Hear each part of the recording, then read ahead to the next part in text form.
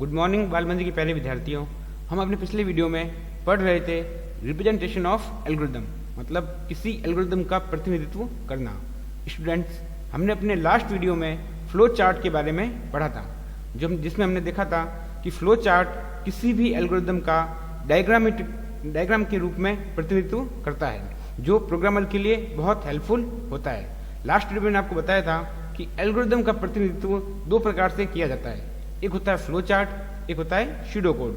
Flow chart के बारे में हमने अपने लास्ट वीडियो में पढ़ लिया था। आज के वीडियो में हम बात करेंगे सूडो कोड के बारे में। स्टूडेंट, अगर मैं आपको सिंपल शब्दों में कहूँ कि सूडो कोड क्या होता है, तो मैं आपको बता सकता हूँ कि हमने जो भी प्रोग्राम बनाया है उस प्रोग्राम में से प्रोग्रामिंग लैंग्वेज के सारे नियमों को हटा दिया जाता है। उसके बाद जो कोड बचता है वही कोड हमारा सूडो कोड कहलाता है। ये तो हो गई सिंपल शब्दों में, लेकिन स्टूडेंट हम सूडो कोड बनाते क्यों हैं? स्टूडेंट, सूडो कोड प्रोग्रामर की हेल्प के लिए बनाया जाता है, जिससे वो जिस भी प्रॉब्लम का प्रोग्राम बना रहा है उसमें उसके लिए कोई स्टेप छूट नहीं जाए, या फिर जो लोग नॉन प्रोग्रामर होते हैं, गैर प्रोग्रामर होते हैं, जिनको प्रोग्रामिंग लैंग्वेज के बारे में कोई नॉलेज नहीं होता है, उनको प्रोग्राम का लॉजिक समझाने के लिए, उनका जो इच्छित आउटपुट है उसको प्राप्त कर रहे हैं, ये चीज़ समझाने के लिए हम उसको सूडो कोड दिखाते हैं। मतलब जिससे सूडो कोड जो होता है, एक तो प्रोग्रामर की हेल्प करता है, दूसरा जो नॉन प्रोग्रामर होते हैं उनके लिए भी उसको समझना आसान होता है। तो स्टूडेंट, बात करते हैं सूडो कोड की। एक सूडो कोड एक एल्गोरिदम का प्रतिनिधित्व करने का एक और तरीका है। मतलब एक और तरीका, मतलब एक तरीका तो हो गया हमारा ये फ्लो चार्ट, और एक तरीका हो गया हमारा सूडो कोड। यह एक गैर औपचारिक भाषा, नॉन फॉर्मल मतलब इनफॉर्मल लैंग्वेज के अंदर, मतलब यह एक गैर औपचारिक भाषा के रूप में जाना जाता है, जो प्रोग्रामर को एल्गोरिदम लिखने में मदद करता है। ठीक है, किसके लिए? प्रोग्रामर को। यह निर्देशों का एक विस्तृत विवरण है जो एक कंप्यूटर को किसी विशेष क्रम में पालन करना चाहिए। मतलब कि ये इसमें जो हम जो भी स्टेप लिखेंगे वो सारे क्या होंगे, एक निश्चित क्रम के अंदर होंगे, और उसी क्रम के अंदर हम कंप्यूटर उन सभी स्टेप्स को प्रोग्राम के रूप में एग्जीक्यूट करेगा। यह मानव पढ़ने के लिए है और इसे सीधे कंप्यूटर द्वारा निष्पादित नहीं किया जा सकता। स्टूडेंट, ये सिर्फ मानव के पढ़ने के लिए होता है, इसको डायरेक्टली हम कंप्यूटर में एग्जीक्यूट नहीं करेंगे। पहले हम इस कोड को प्रोग्राम के रूप में कन्वर्ट करेंगे और उसके बाद में इसको कंप्यूटर में एग्जीक्यूट करेंगे। सूडो कोड लिखने के लिए कोई विशिष्ट मानक मौजूद नहीं है।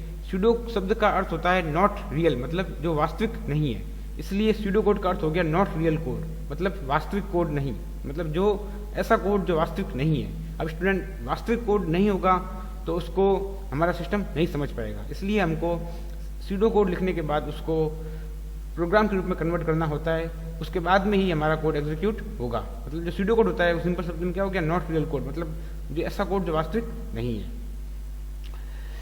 सूडो कोड लिखते समय अक्सर उपयोग किए जाने कुछ कीवर्ड्स। अब स्टूडेंट, जब भी हम सूडो कोड लिखते हैं तो ये बहुत कॉमन कीवर्ड्स है, कॉमन शब्द है, जिनका इस्तेमाल हम अपने सूडो कोड के अंदर करते हैं, जैसे कि input, compute, print, increment, decrement, if या एल्स, वाइल, ट्रू या फॉल्स। मतलब ट्रू या फॉल्स मतलब सही या गलत सिचुएशन बताने के लिए, इफ एल्स या वाली कंडीशन बताने के लिए, यदि और या वाली होती है ना वो कंडीशन बताने के लिए, इंक्रीमेंट मतलब बढ़ाना, और डिक्रीमेंट मतलब घटाना, प्रिंट मतलब कुछ डिस्प्ले मैसेज डिस्प्ले करवाना, कंप्यूट मतलब प्रोसेस वाला पार्ट। स्टूडेंट, मैंने आपको एल्गोरिथम में तीन चीज़ें बताई थी, एक बताई थी इनपुट, एक प्रोसेस और एक आउटपुट। तो जो प्रोसेस वाला पोर्शन था जिसमें हम चीज़ें कुछ कैलकुलेशन करवा रहे हैं, उसको हम बोलेंगे कंप्यूट वाला पोर्शन।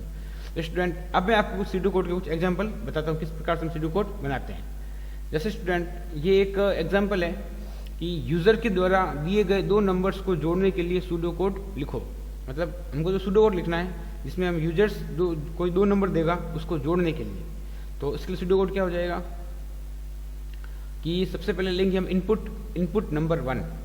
ठीक है, दो नंबर जोड़ने, तो एक नंबर इनपुट में लेंगे और दूसरा नंबर इनपुट में लेंगे, मतलब दो नंबर इनपुट में लेंगे, इनपुट नंबर 1 और input number 2। Compute result equal to number 1 plus number 2, मतलब नंबर 1 और नंबर 2 को जोड़ देंगे और रिजल्ट के अंदर आ जाएगा, और कर देंगे प्रिंट रिजल्ट। अब स्टूडेंट, जब मैंने आपको एल्गोरिदम लिखा था तब मैंने आपको बताया था कि एल्गोरिदम के अंदर क्या होता है कि वो भी नेचुरल लैंग्वेज के अंदर ही होता है, लेकिन उसके अंदर हम भाषा लिखते हैं, मतलब कंप्लीट भाषा लिखते हैं। लेकिन सूडो कोड के अंदर हम सिर्फ मेन जो लॉजिक जो तर्क होता है उसको ही लिखते हैं। अब स्टूडेंट, मैंने लास्ट वीडियो में आपको फ्लो चार्ट भी बताए थे। अब मैं अगर इसको आपका फ्लो चार्ट भी बनाऊं तो फ्लो चार्ट कैसे हो जाएगा इसका? स्टार्ट स्टॉप हम सिर्फ फ्लो चार्ट और एल्गोरिथम में करते हैं, सूडो कोड के अंदर स्टार्ट और स्टॉप नहीं आता है।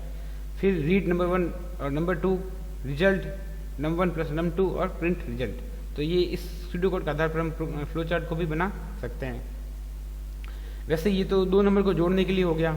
अगर मैं एक और आपका इसके लिए आपको मैं एग्जाम्पल बताऊं, जैसे कि देखो आप जो एनसीईआरटी की बुक के अंदर भी है, किसी आयत का क्षेत्रफल और परिमाप ज्ञात करने के लिए सूडो कोड लिखो। तो इसके लिए सूडो कोड देख लो आप कि किसी आयत का जब आयत का क्षेत्रफल निकालना, परिमाप निकालना, क्या होगा, लंबाई और चौड़ाई। तो इनपुट लेंथ जो कि होगी लंबाई, इनपुट ब्रेथ मतलब होगी चौड़ाई, 2 इनपुट में ले ली।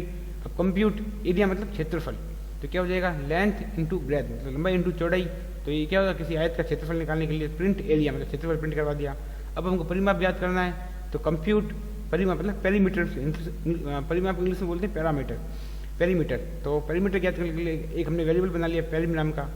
पेरिम equal to 2 into length plus breadth, मतलब कि लंबाई और चौड़ाई को जोड़ करके हमने 2 से गुणा कर दिया, तो इससे आयत का क्या निकल जाएगा, परिमाप निकल जाएगा। और बाद में हमने उसके प्रिंट पेरी मतलब परिमाप को प्रिंट करवा दिया, तो इसके सूडो कोड हो गया।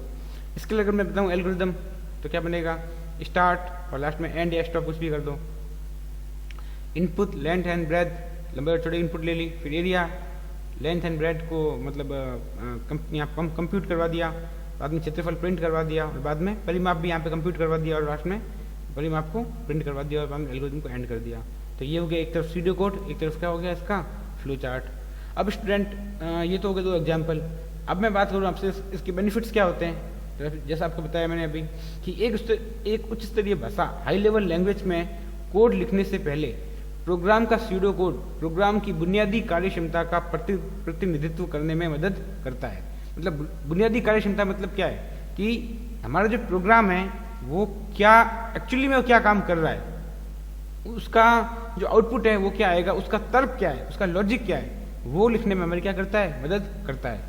क्योंकि जैसा कि आपको बताया था मैंने, प्रोग्राम में क्या सूडो कोड में क्या होता है, मतलब कोई प्रोग्राम का नियम नहीं होता, उसमें सिर्फ क्रमबद्ध तरीके से समस्या का समाधान होता है, जिसको हम मतलब शॉर्ट स्टेप के अंदर लिखते हैं।